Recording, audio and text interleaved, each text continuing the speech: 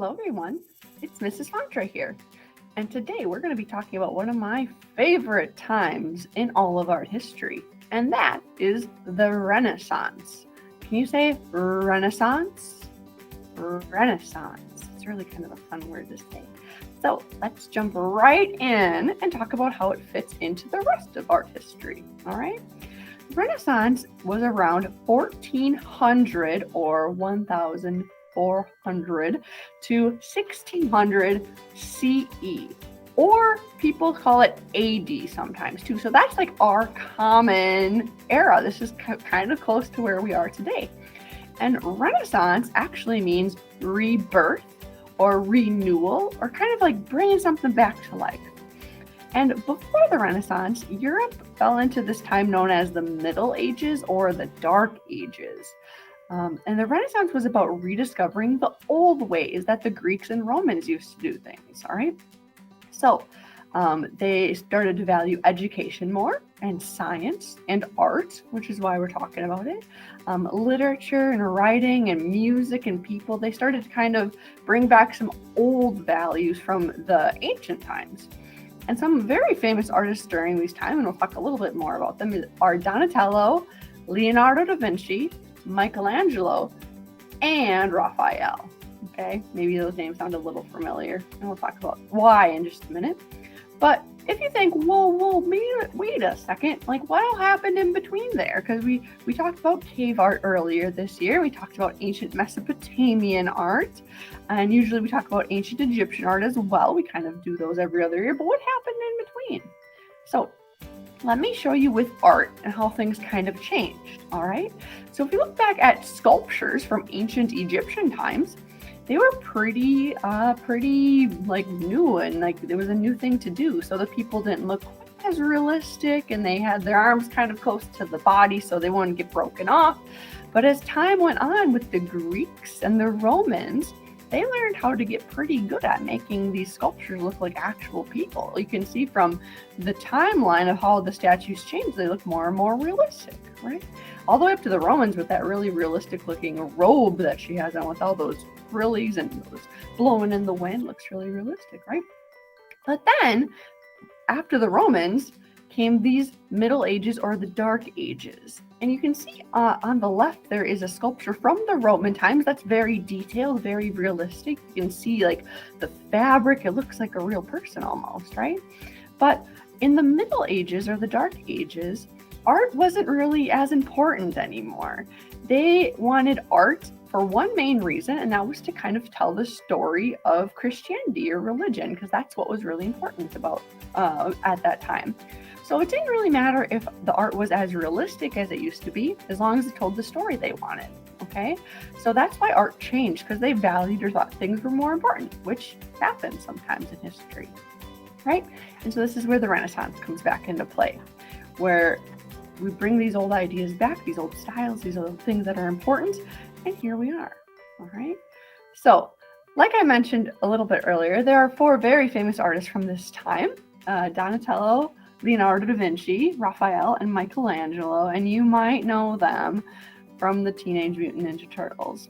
Now, I'm not sure who created this show or thought it'd be good to name them after Renaissance artists, but hey, it's an easy way to remember all of them, right? So, I like to pretend that they're the heroes, though. Give them the masks and the superpowers. So, let's get into some art that's new from the Renaissance and compare it to some art that we may have seen from other classes. So, for example, this is from this piece on the right is cave art with two bisons, which is a sculpture with clay around some rocks in a cave. And the one on the left from the Renaissance is called The Pieta by Michelangelo. Now, normally in class, we have a big discussion to see what is similar or what's different. So maybe take a minute to think, how are these similar? How are these different? One thing that's similar is they're both three-dimensional. They're both something made out of clay or marble. So it's something you could walk around and see all the way around. But one thing that's very different is even though they're both realistic, you can both tell what they are. They're people and animals. Well, one of them is animals and one of them is a person and people, and they're very realistic, right? It almost looks like you could put your hands right into that lady's robes. It looks like real, right? And I know a lot of people, when they see this piece at first, they think, oh my gosh, like there's a dude that's just laying there. Well, the story behind this piece is that it's Mary and Jesus after her son died. So it's supposed to be really kind of a sad piece. So he wouldn't be wearing a full piece suit, right? He died. So it's kind of sad. But anyway, the whole point of the Renaissance is being realistic and kind of having some religious stories behind it too, to kind of bring the Middle Ages together with the Renaissance. So that's how that kind of happened. All right. So again, it's very, very realistic, right? Here's another one to kind of look at, the Renaissance versus ancient Egyptian. The painting from the Renaissance is done by Raphael.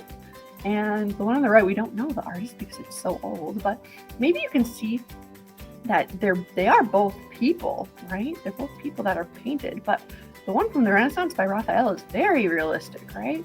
You can see those pudgy little baby arms. It looks like you could just give a baby a little pinch on the cheek. It's so realistic, right? There's light and dark and medium values all through it. Like the Egyptian one is all just solid black hair or solid skin or solid colors. It's very solid. But even just looking at like this lady's red shirt, look how many different types of red are mixed in, right? There's light red, medium red, dark red, there's shadows.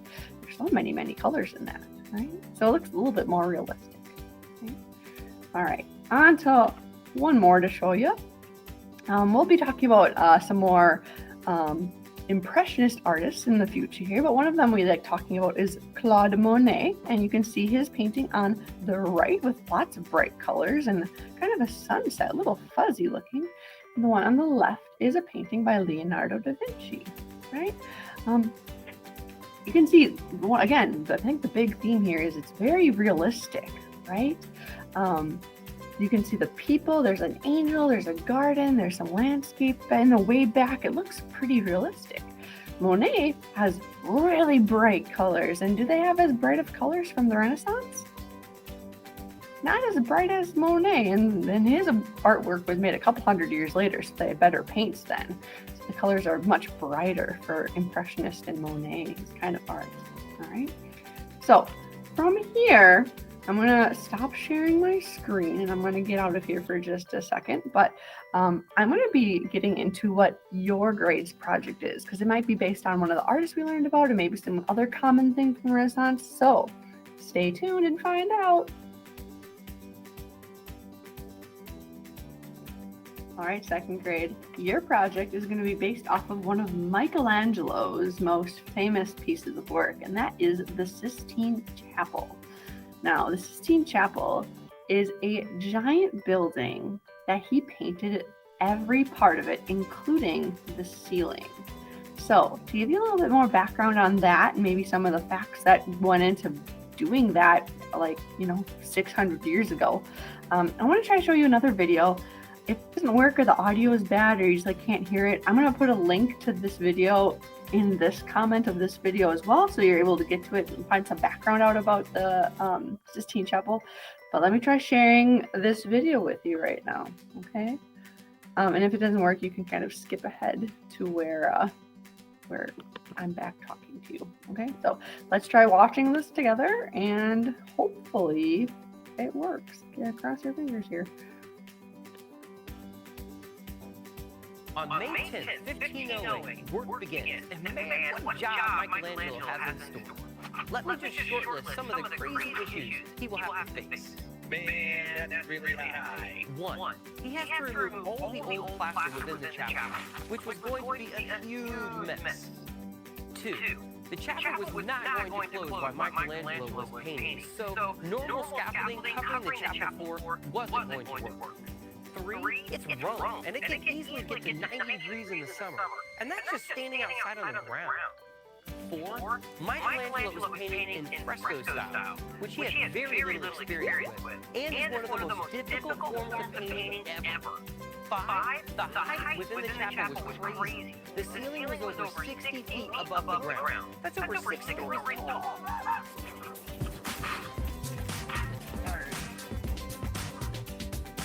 Ahead a little bit here.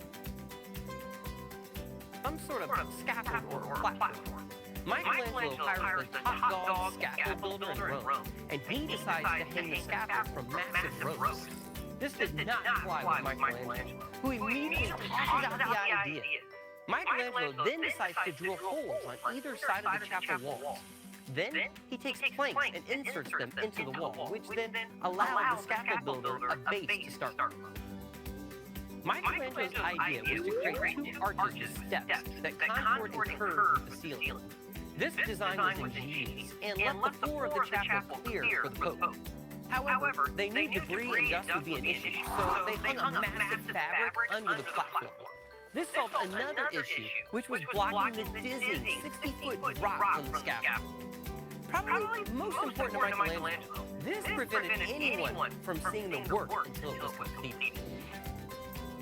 After removing the old plaster, things were about to get started. But fresco painting needs 2 layers of plaster on the wall. The first is called the Orecchio, and the second, which is called the Intonaco. We will investigate further into this within another episode, simply because there is so much sweet science happening here. If you are about to throw down 150 different scenes using one of the most difficult painting techniques known to man, you are going to need a team of assistants. After much deliberation, he finally decides on 4 assistants, and man, he was going to need them. Let's just quickly run through what an average day 60 feet above the ground looked like for Team Michelangelo. Man, that's really high. First, the entire team had to climb the 40-foot ladder to the lowest planks. That's over 3 times the average swimming pool depth of 12 feet, just in case you were wondering. Once up, they had to climb steps to reach the additional 20 feet to the top. Light came in through small windows by day, but it was torches only at night, and yes, they worked at night. Next, they would apply the Intonaco layer. Mixing this paste was no easy task, and also pretty dangerous.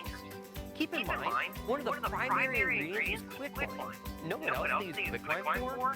They would sprinkle it on dead bodies to quicken the decomposition and lessen the stench in the church courtyard, where the dead would wait to be buried. Powerful stuff. Okay, I know this video is really long and it could keep going, so I'm going to take a pause right there. If you want to keep watching, you can. It gets into like way more details than I think we need, so I just stopped right there. I'll put that in the notes too when I'm putting this in the video on mine. But for your project, if you noticed, Michelangelo, he was painting above his head. Okay, he wasn't sitting at a table, he wasn't drawing or painting right in front of him below his head. He was doing it up high. All right, and our project today isn't necessarily to make the most beautiful thing on earth, but we're going to practice drawing, not painting, because goodness, that would be messy. Drawing how Michelangelo would have been. So I'm going to have to move my camera and my computer around a little bit to show you, because we're going to be taping our papers that we're using underneath a table. Okay, so what you're going to need is a piece of paper and some tape.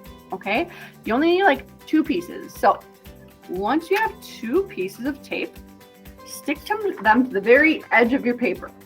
Okay, so there's still some sticky stuff left. Okay, you don't want to just stick it to the paper, otherwise nothing would have happened. All right, from there, you're ready to get stuck to the bottom of a table. All right, you're going to need a pencil, and if you're feeling very ambitious, maybe some colored pencils, crayons, markers, but you are able to draw whatever you like, but you got to do it upside down. So let me show you what that looks like. Okay, so grab my computer, and I'm just going to my front table right up here. All right, what you're going to do, you're going to get on the ground. Whoa, get cozy, it's dark under here. And you are going to take your paper and you are going to tape it to the very tippity top of the table. See this? Yeah. And you are going to practice drawing something upside down. Okay.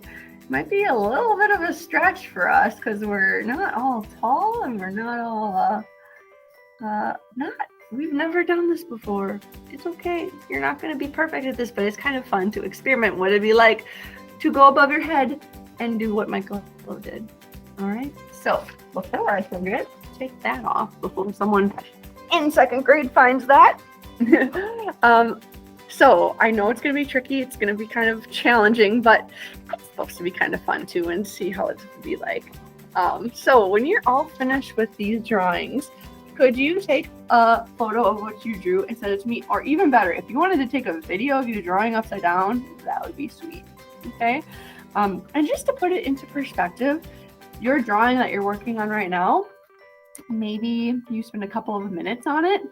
Michelangelo painted that ceiling for 10 years, okay? Day and night, as you heard in the movie. So if you have any questions, comments, or concerns, please let me know. I'm looking forward to seeing what you do upside down. Happy creating!